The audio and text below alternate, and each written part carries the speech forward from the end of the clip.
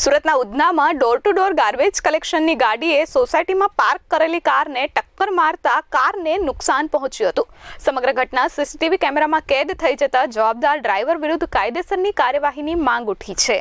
સુરત મહાનગરપાલિકા દ્વારા શહેરમાં સ્વચ્છતા જળવાઈ રહે તે માટે ડોર ટુ ડોર ગાર્બેજ કલેક્શનની ગાડીઓ દોડાવવામાં આવી રહી છે, પરંતુ ઘણીવાર આ ગાડીઓ બેફામ દોડતી હોવાનું સામે આવ્યું છે અને નિર્દોષોનો ભોગ લેવાયા હોવાનું પણ સામે આવ્યું છે.